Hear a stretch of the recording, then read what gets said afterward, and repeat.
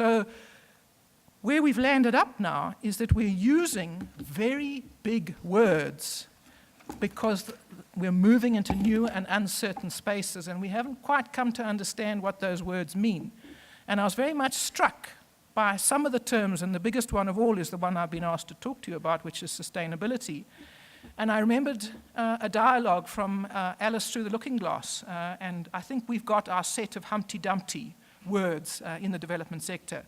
You'll remember, and it's quoted there, Humpty Dumpty said in a rather scornful tone, "When I use a word, it means just what I choose it to mean, neither more nor less." The question, said Alice then, is whether you can make the words mean so many different things. The question is, said Humpty Dumpty, which is to be the master? That's all.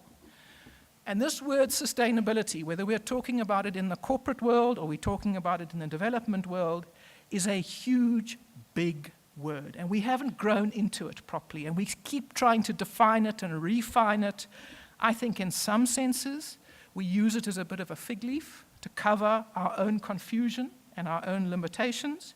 And we're constantly trying to create definitions. Now, business's own experience, whether we're talking about triple bottom line or we're talking about all those words, corporate social responsibility, corporate citizenship, every time you look at what a business says it's doing or what the World Business Council on Sustainable Development is talking about, it's come out with a new term and a new definition. And none of them seem to me can be captured in less than 500 words.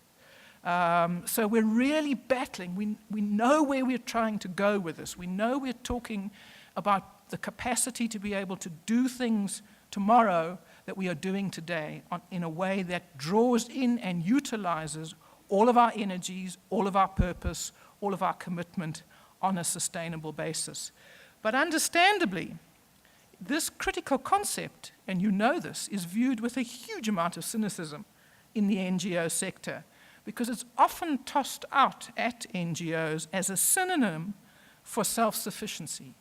And you'll see this is a global issue. There's a quotation from a number of American NGOs that say corporates and funders, philanthropists talk sustainability, but what they mean is we can't fund you more than 2 years. You better go and find some other source for funding.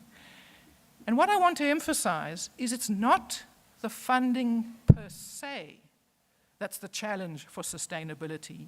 It's what the funding is for and what the partnership is for. And we can call it whatever we like, but most of the development work that's taking place in South Africa and most of what is being done both by NGOs and supported through a range of investments by corporates, I would say fits into the category of foundation building.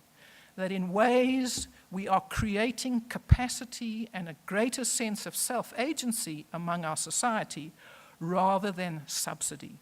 And I think we've got to challenge people who think because you partner NGOs, this is somehow a handout or a piece of charity. Whereas in actual fact, what you are doing is building foundations, strengthening foundations in a society that remains torn and incapacitated in fundamentally challenging ways.